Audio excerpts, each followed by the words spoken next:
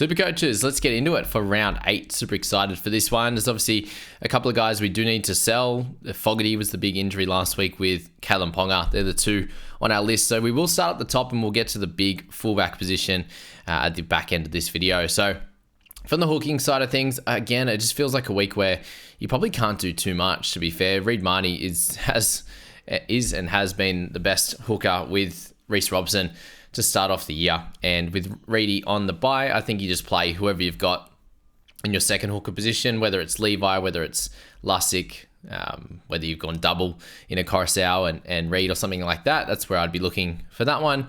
Jerry Marshall-King, a much better game from him. Lussick, 51, made some cash. Does have Brendan Hands on the bench now, so I wonder if he actually loses minutes or if he's just there as the utility. Harry Grant, another tough one for him. He's down 91k, so if you're a little bit game, he's obviously one to target in there as well. And Wade Egan's been the other guy that's absolutely dominating at the moment. So, if you're looking at this position here in the hooking stocks there, it's under 70 is the average across the season. And that's with Robson going for a big ton. So it's really not a position I would be looking to target at all, to be honest, guys. Like if you're looking at someone that gets a 65 for you, or you have someone that's at the 53 or a 55 average, then there's not a big difference there. Like Brandon Smith had a low one with 24. I just think you hold again. He's been getting some attacking stats and, coming off an 80 odd last week, could come out and do that again. Mamazelis back off the bench this time. So a little bit frustrating on that. He won't make the decent cash that you would have expected if he was starting and scoring well like he did last week. So that's really all I want to talk about in the hooking stocks. Just hold, with Jaden Brayley being the guy that you might want to target at a fairly cheap price around that 300k mark in the next few weeks for the buy period, because they miss 12 but play everything but 16 across that section. For the front row forwards, it's an interesting one for me this week with Current and Hughes on the buy.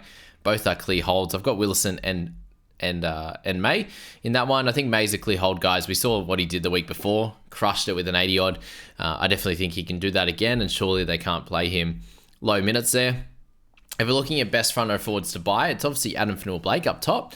73 for him, all in base, was incredible, and he's a lot cheaper than he was at the start of the season. 64k cheaper at that, and obviously not going to play Origin. He's the best guy to have in this position on the premium standpoint. He's going to play a couple extra games across the bye period than that of Payne Haas, who does return this week and should score really well. For those that are still holding him, there's probably still a bunch. What do we got? Still 12,300 teams that have held this long, so they probably aren't too active. The big news here on this one, guys, is that of Tom Flegler. And I do think that he's a sell now, so there's no word on him returning. It was a minor issue, they said. Turns into probably a bit more of a shoulder problem that NRL physios come out and said. And that's not great. That's not exactly what we want at all. And I do think that he's a sell this week. So I did move him on last week in my head-to-head team, which has worked out really well. And I suggest you guys do the same now. He's coming closer to Origin. Shoulder's obviously not in a good way, so I'd be selling him. Stefano, a lower one this week. I don't think he's a buy this week, but someone you can hold in your side.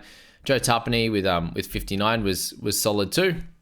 And Barnett as well, but none of them are clear buys at this point. You've got Jamin Jolliffe, who I think now at 573, probably a little bit too expensive, with him likely to be more on the base stat side rather than getting tries every second week that he was doing there for a little bit. I suppose Samuel Afinu is probably the big guy you want to talk about here. 355k. If I could have waited one more week, he would be the better purchase in my opinion than that of Willison last week. Obviously got the 40 odd thousand, and I think Samuela is going to end up in that similar boat of kind of going up 30 and 40k a week at this stage. He obviously has a 12 in his rolling average, which has stunted his massive price growth. But once that, after this week, that goes out of his break even, he's going to start to make some cash. And they moved him to the edge, and to get someone at 350 odd k who only misses one game over the bye period as well. Like if he can make that spot his own, they've moved him to edge through no injuries. Like they've just dropped Pole back to the bench and Bateman to 13. So he's earned that spot through good play. And I suspect that he is a good chance of at least keeping big minutes, which he has done in 4 of these games, I should say. Round 2, 3, just had a bit of a low one, points wise. But 75 in round 2, 55 with a try, 55 in round 4, 61 last week. And those last two, that I mentioned were in base, which is really, really cool. So Samuela, a really, really good option. He looks like he's made a big improvement. 355k dual position. I think he's a really good one to look at, obviously. Josh Papali'i, a good week from him. Fisher Harris with the try as well. Other than that, it's Adam Mariota, who got some big minutes on the weekend. He could get some, something decent again. Maybe the 40, 45 though. Matt Fortawake is an interesting one. I think we probably look at him closer to around 14 after their bye. Could be an option for sure. So that's that's where we're going to leave it for the front row forward position. Really just Samuel Afainu and AFB, the guys you want to look at. In the 2RF, Eli Katoa, another good week from him. Pretty low, a little bit lower on the base stats and a little bit cooked in the penalties, that's for sure, but good score from him. Kaipi Spall, the other one, who continues to go from strength to strength, and at 569, it's not too late with Kai. He again has a terrific buy schedule as well. I do think Smithies as a hold, he just got lower minutes last week and expect that to go up in a team that's a little bit decimated. You've got Simi Sasangi, who's unlikely to play 80 on that edge, so I suspect that Smithies gets back to sort of 60 plus minutes, not 48. And for him to get 45 in 48 minutes shows where his PPM's at. It's in a good spot. Both for more, Crichton, all holds. If you haven't got Crichton yet, which I think most people that are active did in the last few weeks, then it's probably one more chance to get him. It's not as good of a buy now as it was, so you can leave him if you need to. Good to see Chan getting some minutes and obviously some price rises as well. But coming into this week, no one really in the bunnies who were on the buy last week that you want to have a look at this point. Look at round 7 points. It'll make it a little bit easier. Max Plass, sort of the big one this week. You can get him in the 2RF or the 5/8, but he's the cheap guy in the 2RF outside of Samuel Afainu that you want to look at this week at 382. Obviously got 2 tries in that, but big minutes and base stats were heavily involved there. And I do suspect that he'll be around that 55 average that he's currently got. And in that case, probably has 100k to make from this point and covers 2 positions. He plays the big 3 buys as well. So he's someone that is very, very interesting. But obviously, guys, as well, I did the big ultimate buy planning video for NRL Fantasy. And for Supercoach, it's like I said in the strategy at the start of the year, it's a very different situation because you have in NRL Fantasy, you have to have exactly your starting 13.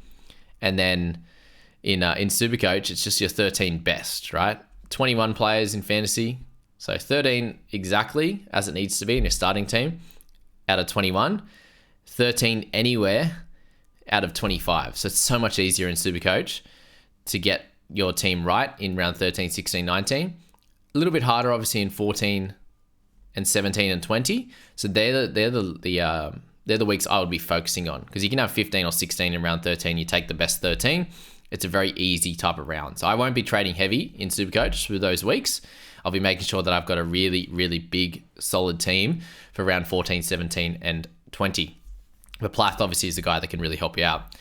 Speaking of guys that can help you out over the bye period, it's John Bateman, it's Isaiah Papali'i. And Bateman now moves to 13. We saw what he scored last year at 13, and it worked out fairly well. But I suspect he's probably going to be a 60s guy, which is kind of where he ended up being priced at. Really looked much better last week. He's a bit more scattered, and which is great for Supercoach and getting tackle breaks and the odd try assists and tries. So that was good from him at 558. I still think I'd go for Kaipi Spall first. He's in a little bit more form and doing good things. But Bateman, if you already have Kai and you want someone in the 500s, then he's going to be good. Dave Fafita's down 45k, so he's in a good position as well. Again, if you're not too stressed on sort of the origin situation, if you're more of a head-to-head player, I think Fafita's great. And Isaiah Yo's killing it as well. Ola Kawatu, doing good things. He's got an 81 there, 74 the average for him. The only worry there is his origin and if he ends up getting picked there. But outside of that, he's a really good buy as well in that top range. And there's so many of them in this section for sure. I think I would go for him over Eli Katoa at this point. You've obviously got Shawnee Blore, who's a big one as well at 68 last week, 545. If you need that little bit cheaper, he's a great purchase because those weeks that he gets tries, he'll get 70s and 80s. But this 68, apart from one line break assist, was in base. So 60 in base there was awesome for him. And he's a terrific purchase at that price point of 545 if that's where you need to be looking this week. But I know a lot of teams will be looking to improve their CT dub and their fullback, and potentially trying to get Cleary in. So maybe the 2RF is not high on the list of priorities. Sean Lane got a try last week, saves his sort of price losses with a 40 odd, and I think he's a hold this week. You can definitely sell though, or he's got the bye next week and you can wait till that and sell him there. Outside of that, the 2RF position, as I said, Crichton, you can decide what you want to do with him. Fermore's a hold, Smithy's a hold. Finefiliaki, I think it's the last week for him, so 43 for him. You can hold this one more week and then decide from there. Hold Joe Chan. Britton Nickera, keep waiting on him. He'll keep going down in price. He's not looking the same as in previous years. Cartwright has gone all the way down to 488. Wow, he's had a shocking last 3 weeks, that's for sure. Aaron Clark in there. Yeah, that's it. That'll do for the 2RF at this point there. And then obviously halfback. So the big one here, if you don't own a current halfback that you are really excited about, so me personally having Hynes and Hughes, I'm going to stick with that and play the longer game. Obviously, play the bye period, and Hughes has a really lovely draw over the next few. So hopefully Hughes and Cleary can match each other. The main issue here is if Cleary goes for big tons and Hughes kind of sits at the 70s, 80s. If Cleary gets 140, then we're cooked a little bit there. But I think Hughes is in a good situation. If you have him, you're holding. If you have SJ, you're holding. Outside of that, Burton, if you can get him to 5/8 and bring in a Cleary, that works as well. I'm not going to push anyone away from Nath because he has the ability to go nuts. And he comes up against Cowboys this week. If he's goal kicking it on, it could be anything. It could be a 142, which would be great. So if you have the ability to get him, do so. Don't blow up the team for those, any of those three guys, Hynes, potentially if you got DCE, Hughes, Johnson. Outside of that, I think you can easily sell whoever it is to Cleary. And if you got Fogarty, going straight up to Cleary is the best way to go. Outside of that, that's all we want to talk about in the halfback position. We'll talk about Lukey Brooks in the 5/8 situation there. So if you're looking at that, Dylan Brown, just a clear hold in this scenario. Most of the 5/8's doing pretty poor, apart from Burton at the moment, who's absolutely crushing it. Galvin, again, holding for him. He'll make some more cash. He's got a tough one again in Broncos, but it opens up for him after, and he's got a lovely buy schedule as well, and he'll be very helpful in that 5/8 position. Strange there, if you've got him in the 5/8, you can leave him there. It's fine. Play him or not this week, I think is either way is cool. If you got him and Galvin in that position, it's a tough one. I think probably Strange. Like, he's shown that he can have those big games still, and he'll be running the show in this one. So probably just over Galvin, or it's a coin flip. Brooksy, hold or sell is fine. They have Para this week who are really decimated, and hopefully he can come out and get a good score, but it hasn't been great over the last few weeks, that's for sure. Since a lot of people bought him, 29, 55, 49, and 41. So he's just losing money from that point. But it is Para and Canberra over the next 2 weeks. So, maybe hold one more week and then you can decide from there. So that's pretty much all in the 5/8 position. Let's go straight to fullback now, because there's a lot of things you can do. So if Ponga's going out for you, you have the ability to get anyone in the game. You've got Drinkwater that's 8K more expensive. Big one with Drinkwater, guys, is he has that tough one against the Panthers this week, and then it gets so much easier. He has the best draw following this game, and if you were to get him this week, hopefully you can get through Panthers with like a 50 or 60, and then it's Dolphins, Titans, Souths, Tigers, Roosters, who will miss a few with Origin obviously there as well.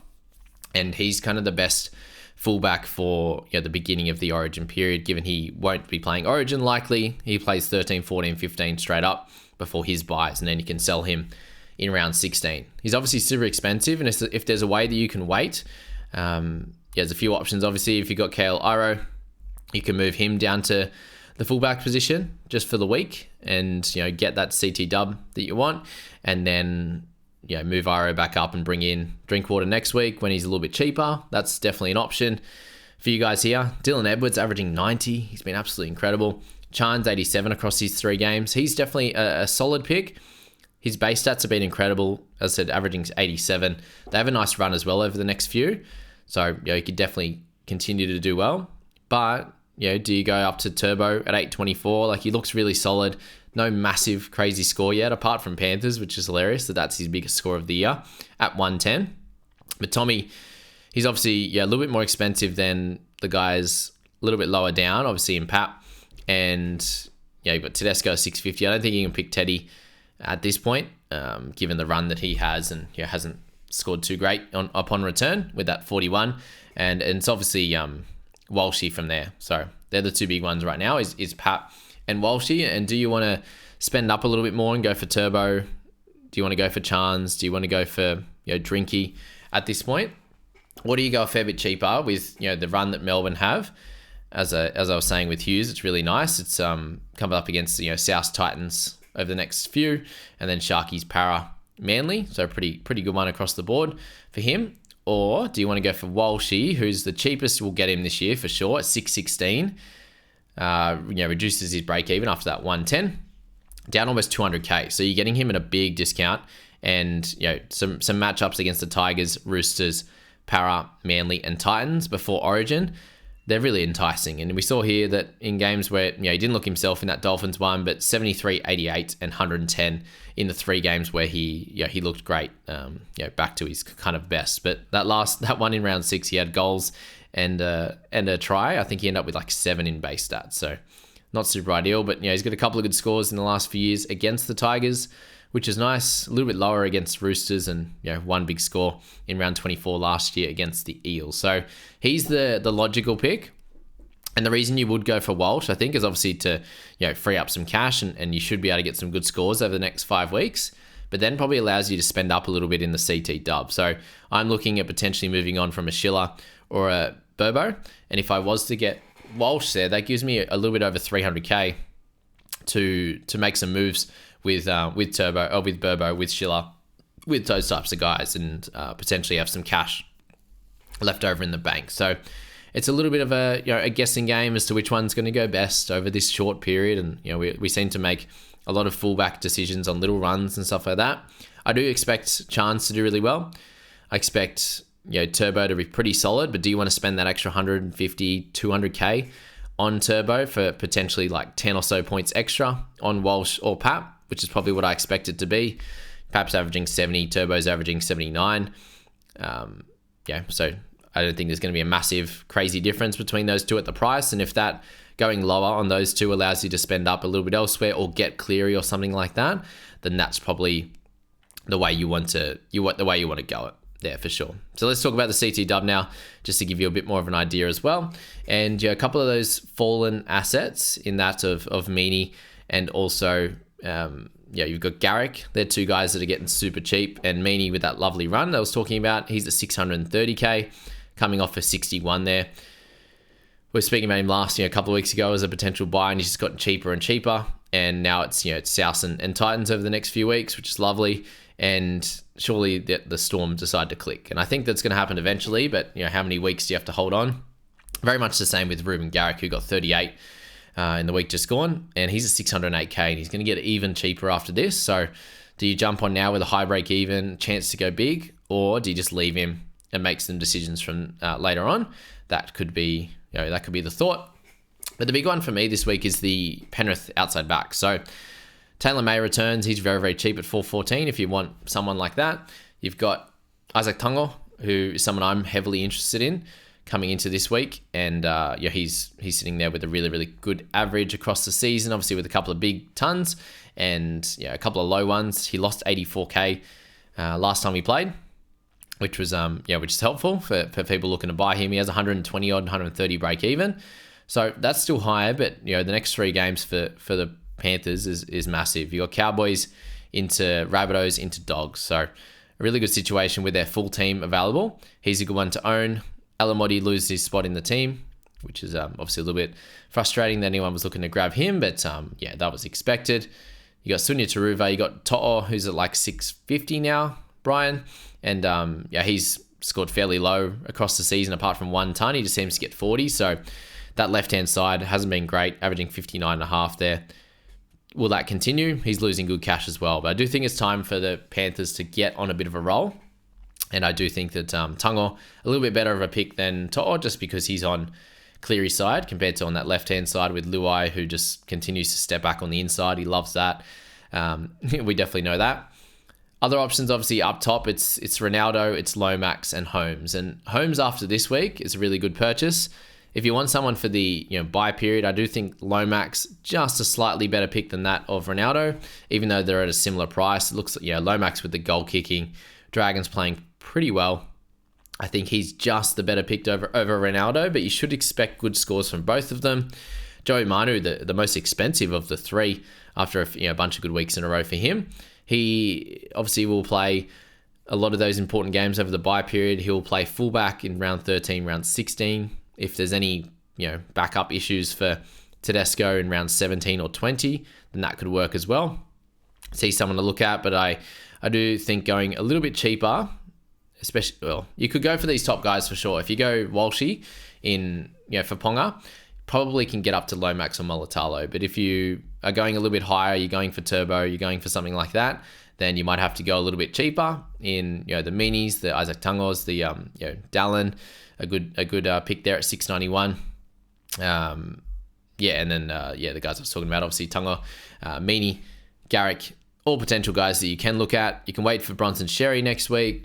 There's a few things you can do, obviously, in this one. Roger, I think, is a hold, clearly. Holmes, obviously, there you can go this week or go next week when their run opens up. Similar to that of Drinky. Holmes should go really, really well. But they need to turn things around, that's for sure, with their defense. But that's probably it across the whole board here as to guys you should be targeting. I suppose the big question mark here again is around trades, guys, and how many you've used, and do you want to go another 2 or 3 just to get things set up? But do you want to get some more Origin guys in your team, which might cause you a couple issues with trades across the bye period as well? There's a few things to think about with your teams and with your trades that you're going to be using. Try not to go too nuts. At this point last year, I think we had a couple extra trades, so just be aware of that. Obviously, there's been lots of injuries, and try not to just make pointless sideways trades. Obviously, if you're upgrading like a Schiller who's made lots of money for us at 234 with a higher break even now in like the 41 or something, 43, then that's cool. Like, he might not have too much money to make over the next few weeks. Now he could be out of the side this week, we don't know. So him, Burbo, Talangi, those kind of guys you can make some upgrades with. If you're going up like I'm tempted to, and going down with Ponga, then that works out well. And just not boosting for the sake of it. All those good things. I hope you have a cracking day, guys. And good luck with your trades. Obviously, make sure tomorrow that the game at 2 p.m. is when you need your trades set by, or at least trades for that game. And if you want a vice or anything in that game, cool. And we'll see you in the next one.